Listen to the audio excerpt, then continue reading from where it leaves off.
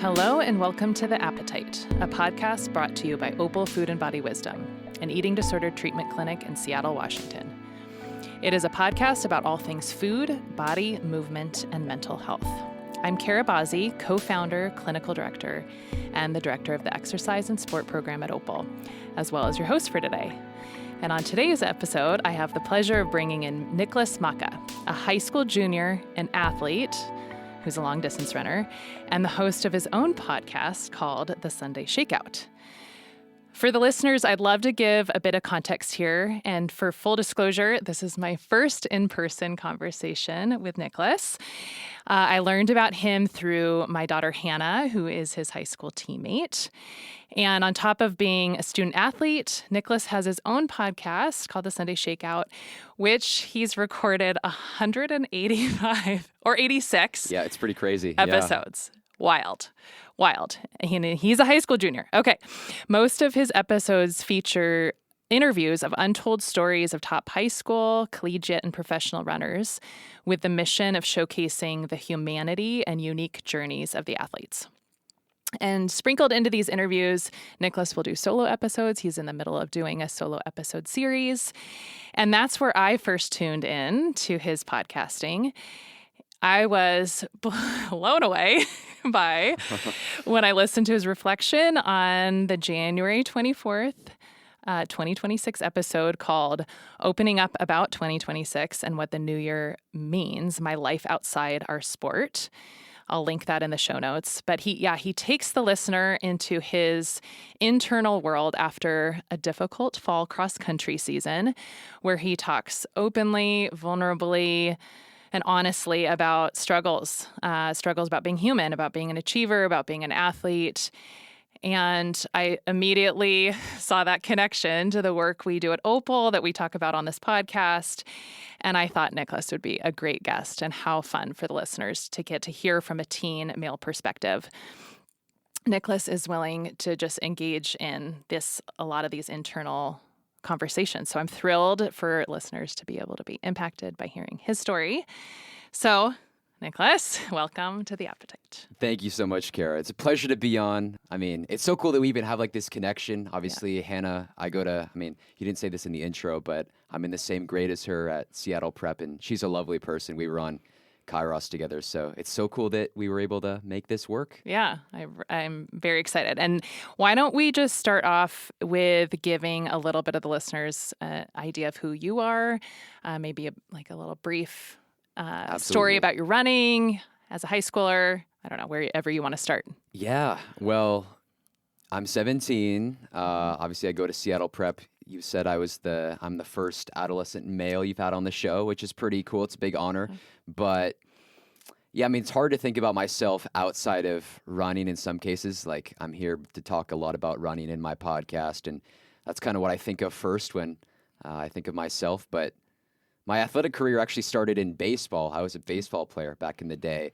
I live in Queen Anne, and so elementary school growing up, I played at Queen Anne Little League, and I was a solid hitter and a solid second baseman. And back then, it was more just doing it for like the love of the game. There wasn't really much pressure. I would go out and go to practice twice a week, and I'd have a game on the weekends, and it was just fun, innocent times.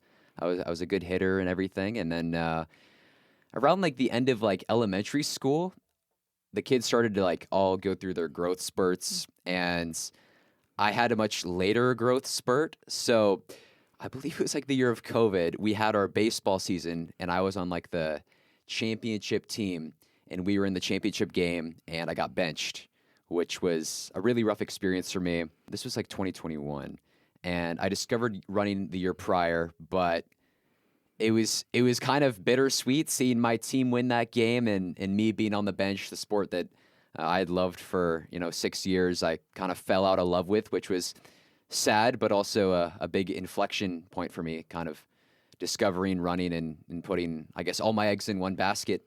I went to a cross-country summer camp at Bishop Blanchette, believe it or not, for middle schoolers. And I think I told this story like last week on my show, but that was the place, or that was the time when I really started to get invested in the sport. So And that was in COVID, is that what you said? Yeah, or right that before was like COVID? 2021. Okay. I yeah. discovered running like a year earlier, but that was the year where I was like, okay, we're gonna start like taking this seriously. So Okay. almost 5 years, or yeah, 5 years ago now. That's pretty crazy. Yeah. Here we are. And where would you say you're at now for the listeners in terms of how you are with the sport and the development of running from that point? Yeah, I mean, it's difficult. I mean, in high school, like I'm sure you're aware of like trackflation.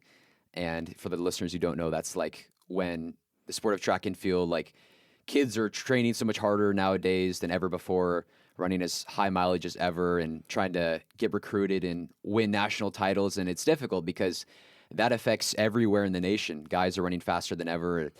We were talking on the way here about, the college recruitment days for you in the 90s. Like it was a lot different back then.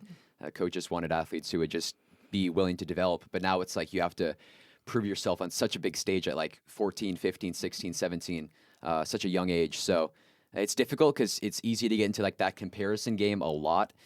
But yeah, I mean, I'd say that New Year's episode that you mentioned, I was definitely like kind of in a down period, but maybe we'll talk about this today, but I went on that Kairos retreat at Seattle Prep, and that had a huge impact on like how I view myself, the sport, my relationship to everything. And track season started. It's getting sunny outside. So overall, things are going well. Yeah, great. Well, we'll get to the Kairos moment, but let's start with a little bit of what you shared in that episode of the reflection from the new year and coming off of the cross-country season, because I think that episode was really just revealing of a lot of themes that come up for athletes, a lot of things that athletes are going through, and you put a lot of amazing words to it. Especially, I was so impressed at such a young age to be able to articulate yourself like that.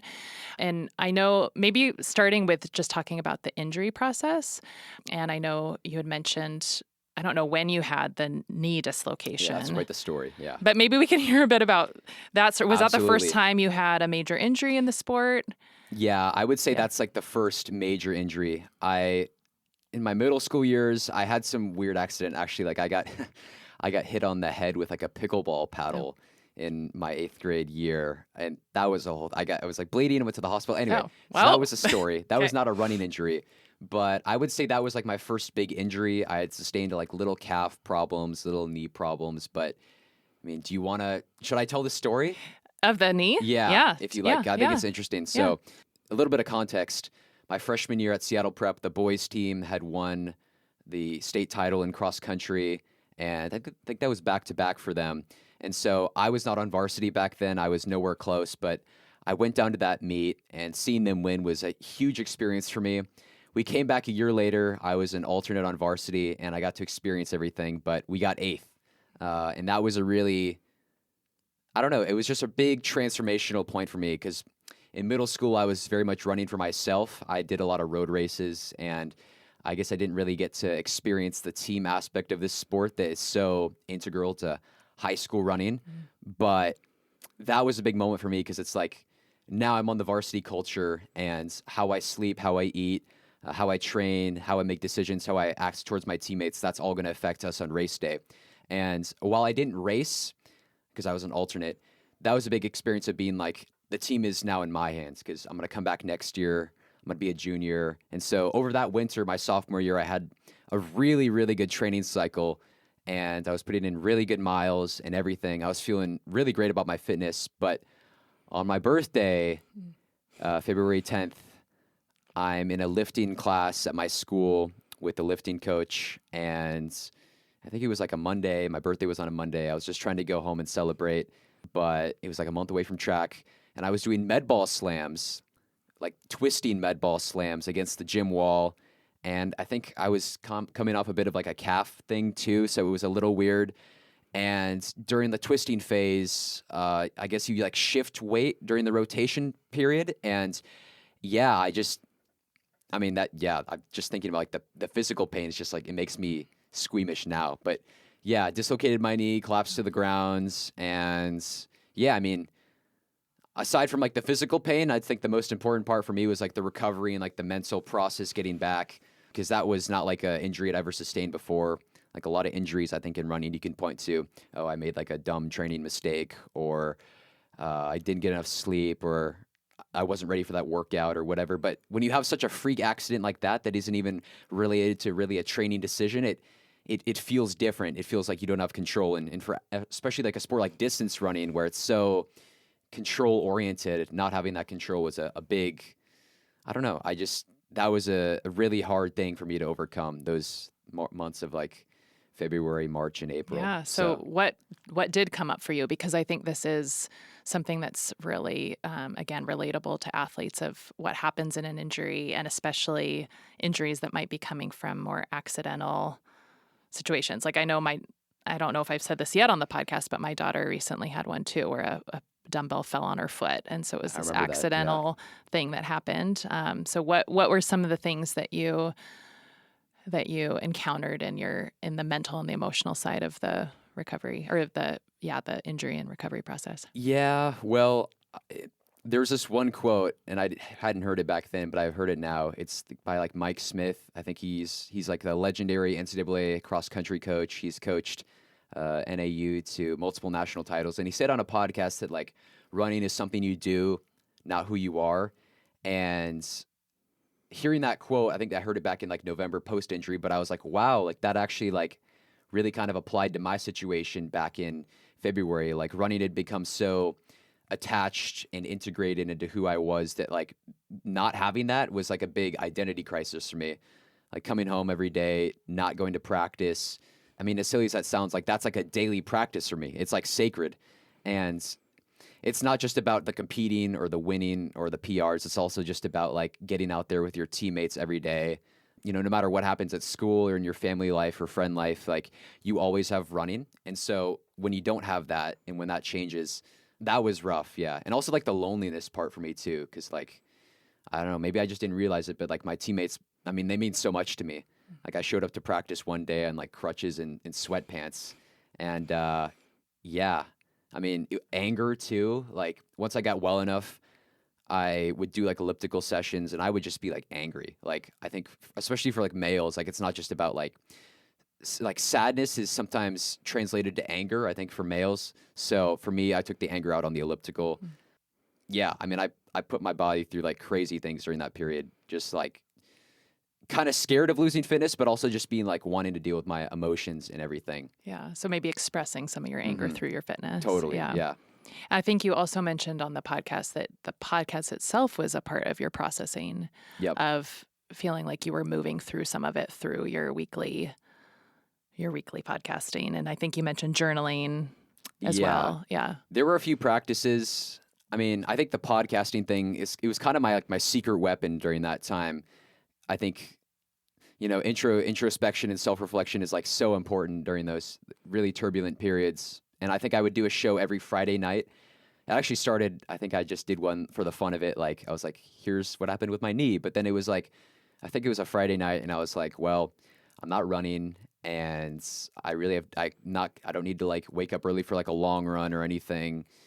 And I mean, I have homework, but might as well just use my platform that I have. And so I would do a weekly podcast every week and there was no structure, but that was kind of the point, you know, like I think a lot of guest interview style podcasts like this one, like there's a lot of structure and talking points and there's like a central theme, but I allowed myself to kind of just have dialogue with myself and the listeners. I figured the people who listen to those solo episodes are genuinely curious about who I am. And so I started that series and I mean, I would talk about everything. Like I would just talk about how I'm feeling. I just talk about like school. It just felt really good to like have some place to put my thoughts because I'm an introvert, but I think even then there's only so much you can do bottling up emotions and feelings. There has to be like an outlet for that. Otherwise it can become like self-destructive. So that was beautiful. And then journaling I did a little bit, but I would say the podcasting was a form of journaling, you could say, almost. Well, it sounds like it's a way to metabolize all of what you were processing Absolutely. And getting it outside of your body versus kind of that, being stored up and maybe trying to be expressed through the movement. Absolutely. Yeah. I mean, I think that it's something that I've been carried over like into today. Like I've been having to take a bit of a hiatus because I've been really busy with my school and different requirements. So I've reverted back to doing some solo podcasts. And actually my podcast, the Sunday Shakeout, was born out of doing solo episodes, but it used to be training talks and I do research on stuff and I'd report what I found. But even nowadays, like I think that's something that I still carry with me. certainly with like the Kairos episode, the New Year's episode. Yeah, I mean, I think it's sometimes you fall in love with the things that, I mean, come out of trauma and hardship. It's very interesting how that works. Like I would have never expected that I would have found such a meaningful practice for me out of such a turbulent time. Yeah. I mean, the thing that brings up for me is that you were cultivating your relationship with yourself Mm-hmm. through talking, right? Through expressing, through putting words to what you're experiencing. I'm curious what you would say in terms of kind of recognizing an injury as such a disruption of what is happening in the day to day, and it helps us to see maybe some of the gaps in our lives. And so, what are some of the things that you learned about yourself when you had that major disruption in terms of identity and who you are and Yeah. who you are outside of running? Yeah, that's a hard question. I mean, because there's like so much. I think with running, I think one of the things about hard training is like you can have pain and you can have like things that you're dealing with, but it's so easy to just go do like a hard workout to try to like mask that almost in many different ways. You can use like training kind of as a band-aid. And certainly when you're in the middle of a training cycle, it can be addicting, but you can start to ignore maybe some of the other parts of your life that you neglect, or maybe you can kind of realize when running's taken away that like you start to question your own like self-worth and your own, I don't know, who you are as a person. Like that goes perfectly back to like the quote, like running is something you do, not who you are. Because yeah, it was hard. I had to like turn off Instagram and I had to like stop looking at things related to running. I had to like embrace my friends more and my family more, invest time in them. I went to Paris over spring break last spring, and I think that was like my second time in Europe, but it had been kind of like a very down period up to that point. But I don't know, just like realizing like there's so much more to life than running itself. It's so easy when you're type A to be obsessed with one thing. And I think obsession's great. It shows you care. It shows you care deeply about what you're doing, but you know, there's a cost to that. And I think when you start to experience life outside of that, going to Paris, seeing the world, it's like, wow, like running is important to me, but you know, this knee may have been a blessing in disguise. I got to discover the world. Certainly, I got to discover like my introspection and my own depth. I got to enjoy my friends more. I also got to invest more time in my school. And I didn't really pick up any new hobbies or passions. I'm trying to think. I may have kind of blocked out some of those days, but yeah, totally. Just realizing like there's so much more to running or so much more to life than just the running side of things.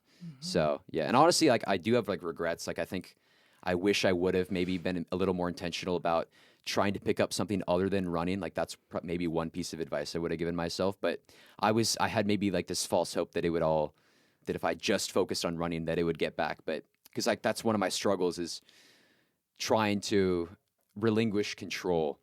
Like I think sometimes, what's it called? It's when you're on a motorcycle and when the motorcycle, I don't know if you've ever heard of this, but when it's out of control, like the harder you try to death grip, actually the worse it starts to, it exacerbates the problem.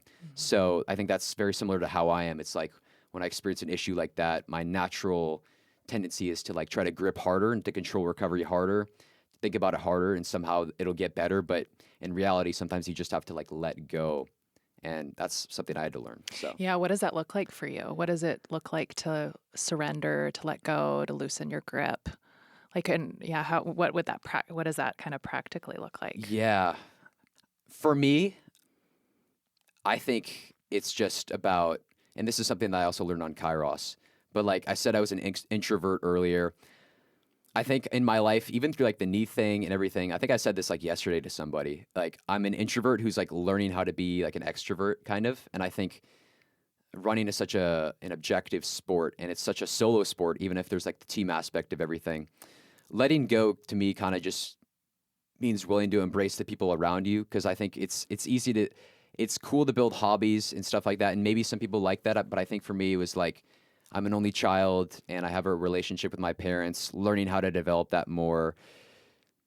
And letting go doesn't necessarily have to be about like the running. It can just be about investing in other parts of your life as well. Sorry, that's not very articulate. I'm trying to think of what letting go means. Well, I actually wonder, you said, let me find the quote because I wrote this down in that reflection episode when you were actually talking about balance. You shared, I love the fruits of my labor, but I want to have experience. Like dip into the other side of life. I don't want to just work. I want to experience life. Yeah. And it feels like that's maybe nodding to what you're talking about with letting go of experiencing and just being with people in your life or being with your family. Yeah. Versus kind of everything has a purpose or it's all productive Definitely. with intention, Yep. with an outcome goal, but just being with. Totally. I remember saying that. I do remember saying that because I think I kind of fell out of love of the process. I think that was the one thing during like the whole training thing. And I think I kind of fell out of love with what I was doing. Like it reached a point where it was like January and February where the only reason I was running, I don't know if you know what like Strava is, but Oh, yeah, I do. So it was like post up on Strava, get my splits faster. Like I kind of fell out of love with like running itself. I just love the result, not the process. And so I think letting go means like, if you define success by output for your hard work and you're not receiving the output, it's going to be very frustrating and not very fulfilling. But I don't know. Yeah, I just think like the Kairos thing for me, and we could Yeah, go let's more talk into about this. Kairos Yeah, because why don't we talk you about keep Kairos? mentioning Kairos, and the listeners won't know what Kairos is. So maybe first say what that means. I don't actually know what it means. Yeah. I think I should know what it means. Oh, it's God's time. I think that's what Okay. Kairos means. Yeah. So I go to a Catholic Jesuit high school, Seattle Prep, and every single junior at the school goes on this retreat called Kairos. There's 3 Kairos retreats. It's in fall, winter, and spring. And I recently went on the winter one about, I think, a little over a month ago. And I did that New Year's podcast about a couple weeks before Kairos. And I had a really rough cross-country season.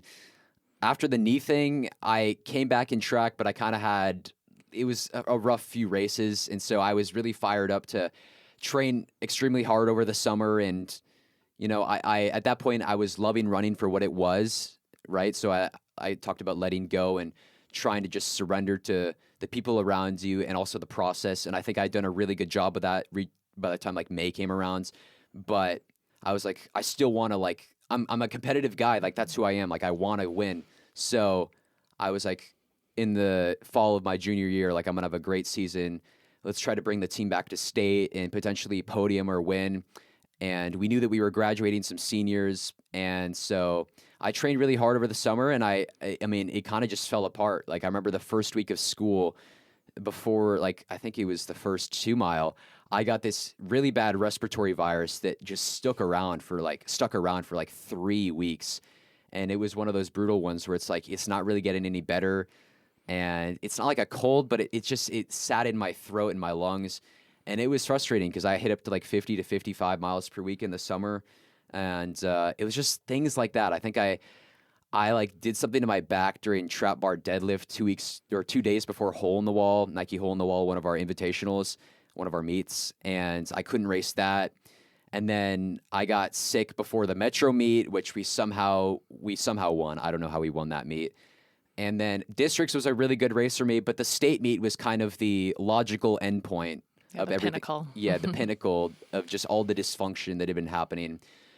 I mean, I'm ashamed to say that I kind of gave up in that race on like the last like 2K. Like I think that course is brutal. That was my first time racing it, and I was a little bit overwhelmed.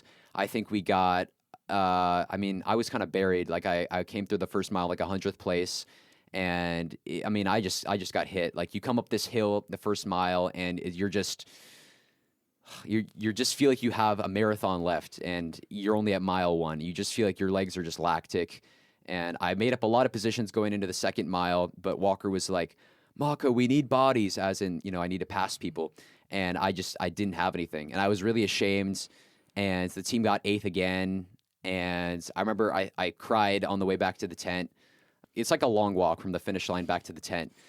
And that was a really rough one. That kind of just started like a really like down, like a dark period for me, I would say. Like, I think mentally, I think I dealt with struggles with like the knee, and that was definitely big, but I think my emotional maturity wasn't as much back then. And certainly I think when you build a whole narrative arc around comeback and trying to build something special and it doesn't work out at all, and you fail yourself and you know it because you gave up.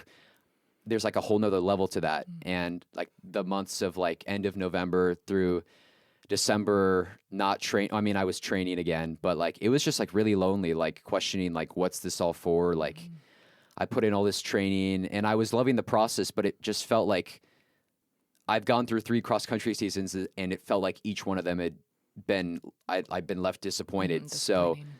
I mean, yeah, it was definitely like a lonely period too because I didn't really know how to like express that because it's like everybody has bad races, and so I have guests on my show all the time who are like, the bad races you kind of got to move on from. And I kept trying to tell myself that, but I went to sleep like most nights just like thinking about like the state meet. Like the bus ride back was, I mean, that was awful. I mean, I probably have like a note on my phone. I was like very angry reflection. Like that should not be shared. But yeah. And so Kairos kind of for me came at like a perfect time because it was like, I was kind of lost in my own emotions. Like socially for me, there was like some things going on during that time. And so I was kind of a wreck. And I think that I walked in. So if you know anything about Kairos, I can't really share too much because part of the retreat is not knowing. And so there's a lot of experiences that are very confidential, conversations, the structure of the retreat. But I'm not much of a crier. But on that retreat, I was sobbing. Like it was big. I can't share too much, but it's very vulnerable. Like I think you get to connect with your classmates. Certainly I got to connect with Hannah on so many levels. And I guess I got to realize the pain and the weight that I was carrying all alone from state. Like I think, again, like I said, you could use training to kind of mask pain. I think I got up to like 60 miles a week in the winter. And I was like, it felt good because it was like, I'm back. Like I'm validated for my efforts, but you don't realize how much pain I was carrying in the background.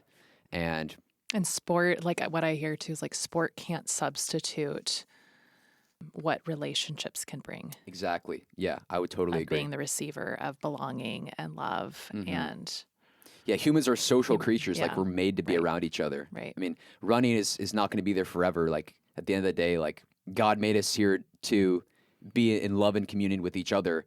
And so, yeah, I mean, again, I feel like I've been an introvert. I'm an only child. And so COVID, obviously that kind of fed into that. I didn't have any siblings or anybody around me. So yeah, I mean, I remember we did like a small group session and I don't remember the question, but it was like, when was like the last time you cried? And I like that one really like got me like, oh wow, like I haven't really realized like how much I had actually been carrying. Like, cause I was like, it's been like probably even since like the knee since I've cried, but like there's so many opportunities I could point to where I was like, okay, I should have given myself some grace here and here and here and just like kind of thinking about how I'd been treating myself. It's like, wow, like I wouldn't treat anybody like that. Why am I treating myself like that? So yeah, kind of just like that full circle realization, but not really of guilt, but more of like love. Because I think it wasn't necessarily like I feel guilty for how I treated myself, like maybe a little bit, but like the point of Kairos is being with other people and realizing that you were loved. And how would you maybe describe the gifts you received from that retreat in relation to the goodness that running brings? Like if you were kind of to compare those two. Oh, like what running brings to me versus what like Kairos brought to me. Something like a human connection. Yeah.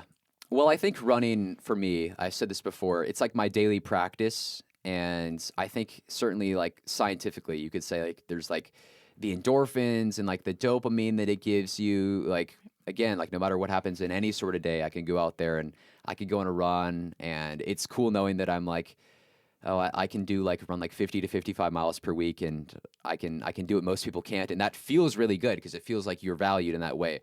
But it's kind of brittle. Like if your happiness and your sense of joy is based on what you do, not who you are as a person, like it's all external. Like running is an external thing and it doesn't define you, but I think it's so easy to let it define you.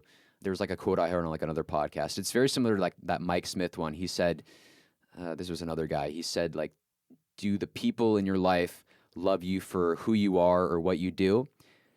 Now, do you love yourself for who you are and what you do? And so I think for me, I kind of had it flipped because I was like, I love myself for what I do. I love myself because I perform well in school. I have good grades. I'm in good standing with my friends and family because I have a good podcast or whatever. But like, I know that people around me, they see all that, but they don't see me just for that. They see me for the version of me that's affectionate and loving and gentle with them and open about experiences. And so I kind of just, I realized, and maybe I knew this all along, but I just wasn't, it felt like it was almost like a counterfeit currency to say that like, oh, you're so like simple because you're loved because you're affectionate or whatever it is. But that's what's most important is like who you are. And you have to align knowing that people love you for who you are with loving yourself for who you are. And so I think running falls under the category of what you do. And when you base yourself off of what you do, once that thing gets taken away, like with my knee or with state, it becomes this very brittle and fragile relationship. So that's kind of what I think about Kairos, loving people for who you are, not what you do. Yeah. So. I love hearing about your experience of Kairos and just how meaningful it was and the timing of it being at such a pivotal point in your journey too. Totally. Yeah. It was lovely. How would you say that experience has shaped this last month or so? No, yeah. I mean, actually, I've had some pretty bad luck with I rolled my ankle really bad about a month ago, and it was on the cool down after a workout, and it was behind the Nathan Hale track, which is a high school. And if you've ever been to Nathan Hale, like the warm-up path is very uneven. Like the asphalt is uprooted by trees and all that. So I rolled my ankle really bad, and I was on crutches. And that was a big downer for me, but I kind of like took those Kairos lessons with me. I was like, look, like this is not the end, because I think I over catastrophize everything. And also like, you're so much more than this. Like we've learned this lesson time and time again. Like this is the test of whether Kairos will be the thing. And I remember in Spanish class, I got like a letter from like one of my friends. And yeah, I think just trying to like look past just like the ankle. Like this was a period where I started to like really invest more time in like an old passion of mine. Like I'm a big motorsports fan. And so it kind of just getting to, I don't know, just like not take running for like face value and just being like, look, I injured my ankle. Yes, it's 2 weeks before track, but my teammates are still there to support me. My parents still love me the same. Nothing has really changed. Yes, you're on crutches, but like at the end of the day, we're all just a footnote in history. And so if you define your own happiness just by one simple injury, then I think there's something wrong. So that was like a really mature moment for me, just being like letting go, just not caring so much. And perspective taking. Yeah, definitely. A lot of perspective taking. Absolutely. Yeah.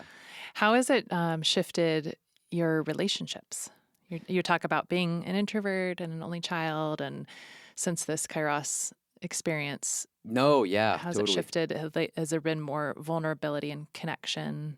Yeah, well, I think with others, it's when you have your own problems, I think it's so hard to see the struggles of other people. And so on Kairos, not only was it about self-discovery for me, but also learning that like other people are also going through crazy things with like things completely unrelated to what I'm dealing with. Like I'm dealing with injury and like self-doubt and all that. People are dealing with like family distress and trauma, like in so many other areas. So I hate to say trauma bonding, but you kind of do like trauma bond with these people.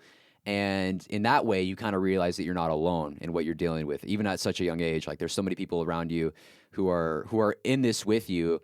And it's kind of scary because it's like everybody else is just as quiet about their problems as I am. So maybe if I open up first, then they'll have the space and they'll have the comfort to be able to do that as well.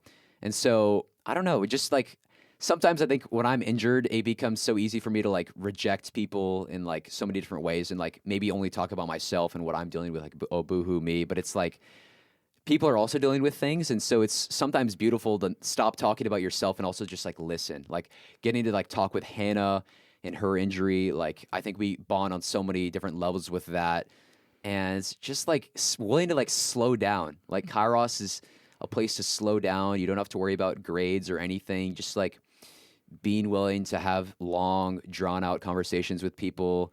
And I got a prom date yesterday. Oh, so congratulations. Yeah. So it's been fun to connect with her and like on so many different levels. And yeah, I mean, introvert growing as an extrovert, it's definitely, it's challenging because it's like I built this identity of being like a guy who works hard and is like tries to keep everything in alignment. But sometimes the letting go just means like trusting other people with your information, being willing to embrace people for who they are, and just slowing down, just like going with the flow of life. Because we're all in this for the first time, and we're only going to live it once. So might as well just take it for what it is. Yeah, that goes back to, I hear the experiencing life, right? Yeah, of course. And how are you, yeah, it's like navigating, being honest with yourself about being an achiever, having big goals, having things that you're passionate about, and have that perspective and have that opportunity for the slowing down to be with people, be with yourself.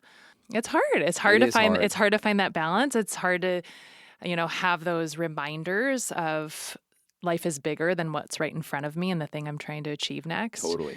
But it sounds like you're just getting so many nuggets of wisdom and opportunity to look at this before you're heading off to college, which is amazing. Yeah, I mean, it's crazy to think about. Like, I'm almost 18. It feels like I'm still like a little baby child, all figuring it out. But I mean, I think it's important to also realize that like it's okay to not have it all figured out. Yeah. Like that's just part of life, is like you learn so many things. And I think it's ridiculous to think that I should have all my dots, or I don't even know, like the saying is cross all my, I don't even know. But like, I think it's ridiculous to think that I should be able to have everything in line by the time I'm 18. Like there's so many lessons still to learn.